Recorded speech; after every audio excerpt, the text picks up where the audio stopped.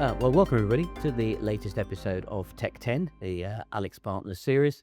And I'm thrilled today to be joined by some people for retail technology leaders, people with significant experience in the industry. And our themes today are very much around the future of retail and how much that is being driven by technology. All of us actually attended the National Retail Federation NRF conference in New York earlier this year. The annual event where we get to see what the latest thinking is in technology. And I think that's a sensible place to start, what the sort of themes that we all saw emerging from that. Perhaps if I can come to you first, Amber. I mean, clearly, Google's been increasingly important in the retail world. What are you seeing as sort of the major strategic directional changes? Yeah, NRF was really awesome.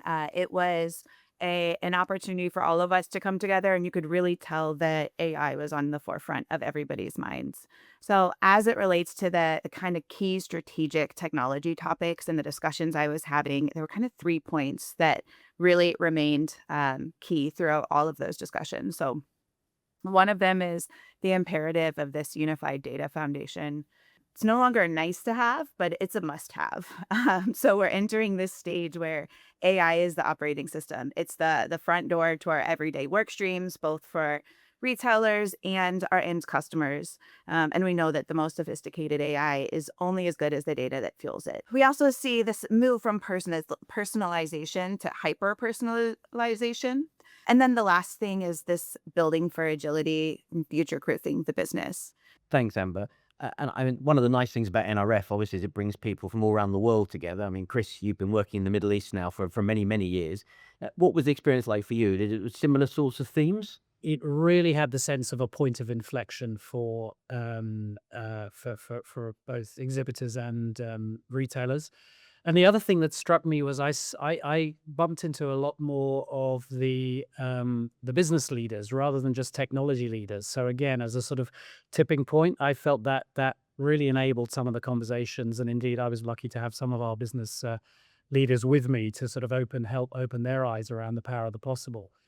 The other thing that struck me was a very common theme, both from the sort of tech side, but also from some of the CEOs and the business leaders, about amplifying the human value. It's not just about using AI to replace humans and drive efficiency, but I think generally the consensus was this is something that is just going to really empower and enable our workforces. And just one side theme, maybe it's a little bit specific, but I was really intrigued to see how quite a few people were talking about loss prevention as a really specific use case where AI has some incredible capabilities in some areas, which typically have been quite difficult for us in the retail space to be addressing. And Ben, perhaps I can turn to you, experienced retail technologist. You've been to many shows. How did you find NRF this year?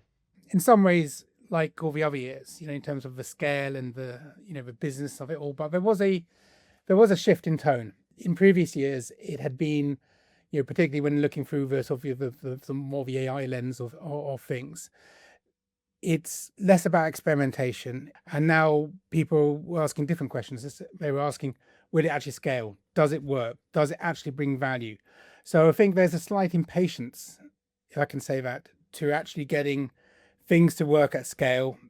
Yeah, thank you. I think one of the things that came out for me was a shift a little bit from the back office to the front office. So we've seen lots of technology and AI technologies as well that have been focused around automation and around effectiveness.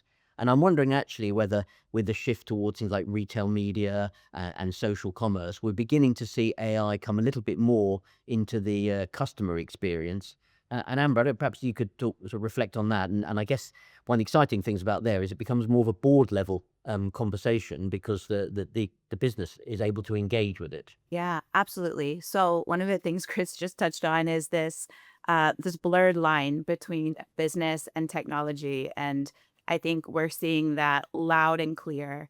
I think that as it relates to this board level expectation and the tech functions that had traditionally driven these IT-led initiatives, that we're going to start to see a bit of a change where our future of technology operating models will be a shift away from the cost center to growth engine. So technology is today, it's a primary driver of our growth agenda, but now it's about not only how we do the same things better, but how we're doing new things. dunnhumby's always been at the customer side of retail technology. Do you see that shift, that more focus now and AI-enabled technologies moving from the back office towards customer? Just for the clarity of doubt for some of our listeners, dunnhumby doesn't work directly with consumers. We work with retailers and in some cases CPG companies too. We've always taken the strategy of putting the consumer at the heart of any decision making. We do see that some retailers have over focused on the sort of back end processes of automation in terms of warehouse levels. And this carries forward into the front of shop, so to speak, where they still today aggregate totals of coffee, totals of wine sold. And at dunnhumby, we think that's a massive mistake. You've got to look at the individual customers. You've got to look at what they are buying. You've got to track what the customer does on the basket level basis. This actually has some really huge, consequences. At the moment, I think we're tracking about 2.3 billion individual shoppers, and their basket missions for over 3 years. But if you don't put the customer at the center of it, you really run the risk of making poor decision making.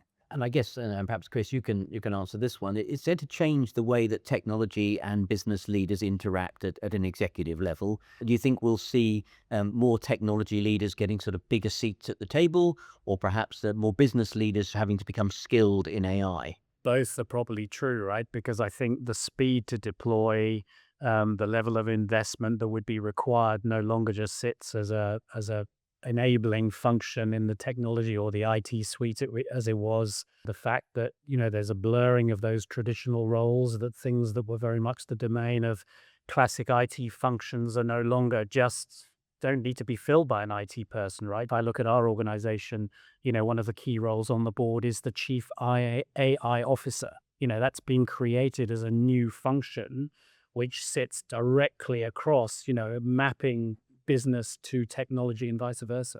Do you think there are some other things that you saw either at NRF or that you're seeing more generally, areas where you would expect this year in the immediate sort of short term to come to fruition? So I think going back to the back office, I think that's where we're seeing real fast adoption capabilities, right? And it goes back again to the point of data, but where as retailers we've been sitting on vast numbers, vast transaction information.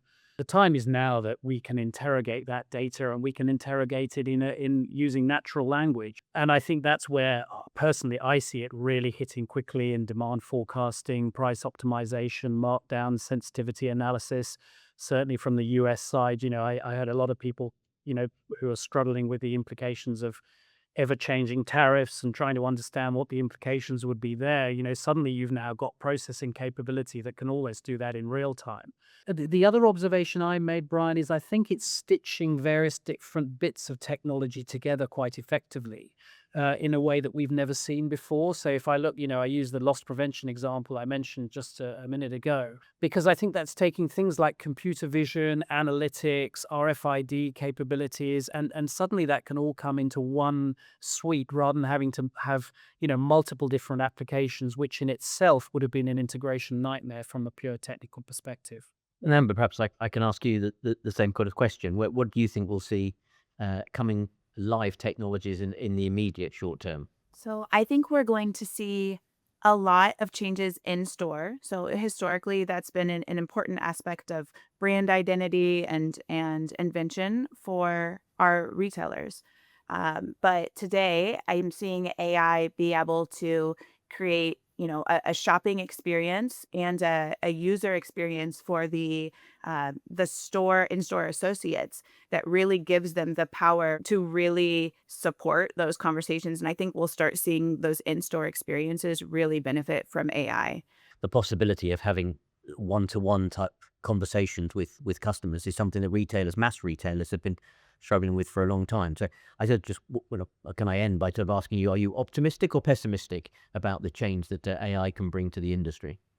I'm radically optimistic. I think it is really upon us all to think about the ways that we can use all of these data tools, all of AI and just technology at its core to do something new and cool and exciting and create new growth channels. And I think things like the technology tipping point where we're at today, it allows new channels to market. It allows new players to get into market. And I think those things are always incredibly exciting. Chris, can I ask you, are you optimistic about the change that AI will bring to the industry? Yeah, no, I'm very optimistic, a bit like Amber. I think my skepticism of previous years was this just another bit of hype and, that really wouldn't convert into actual sort of revenue opportunities. What I saw in NRF really encouraged me. I think, the opportunity, what we're seeing is that the speed of development allows us all to learn much more quickly. I feel quite empowered by it. I think we can make some quick decisions. I can have much more constructive conversations with the boards. I think the boards will engage with it more quickly because they will see a quicker return and an ability to exit from those things if they're frankly not working as we'd anticipated. I certainly agree, Chris. I think when we talk to clients, we're seeing, is this going to have an in-year ROI? I'm willing to investigate it. And if after a few months it doesn't appear that it is, then we'll turn it off and we'll find something else. And Ben, how do you see the next year playing out? Are you optimistic about the benefits that AI can bring, or perhaps a little bit more cautious? I'm optimistically cautious. Let's put it like that. And that's not me just sitting on the fence. I think we will see some lumps and bumps in the roads. I think we'll see people rush to put out AI solutions, as we have done last year, without actually thinking about the problem they're trying to solve. If we disregard that category of players who can have some, maybe suboptimal experiences, and we think about the people who've really looked at the problem, really try to decompose the process as it is today, and look to see how AI can play a part in that, I think that cohort of individuals and companies will be more successful. And finally, any closing thoughts, Chris? Yeah, look, I think particularly in the region here in the Middle East, we're seeing, massive investment in the sort of computing powers that need to drive that. It's opened up the justification for data centers to be located here in the region. I think some of the unique elements in our area as well, where, the mall dynamic is not just a place to shop, but it's actually an entertainment place. We can leverage the kind of footfall that we're seeing, the customer. And Amber? I think that we are in a very unique time where we've had many, many years of collecting all of the data and ensuring that we are the experts. And now we have the ability to really put that to use in a way that we have not in the past. And we have the ability to do that in an agile way. I think there's another opportunity to create this cross-functional collaboration across retailers, and to really tap into the needs of our customers and give them exactly what they're looking for. And Ben, we've heard Amber and Chris's closing thoughts. Do you have anything you'd like to add? No, I think my points really sort of mirror what they said. I mean, curating the data is becoming even more important. As I say, as you shift towards that intent, you're not looking at the product, you're looking about what's in the product, how does it feel, where that product's having popularity and everything else. So harnessing that sentiment value of shoppers and being able to relate that to product is all about having really high quality attribute data when it comes to retail. So I'd just like to say thank you. Thank you to all for joining. I think it's been both interesting and I hope informative. It was lovely to get us all back together after NRF, and hopefully we'll see each other again soon. Wonderful. Thank you for having me. Yeah, delighted to do.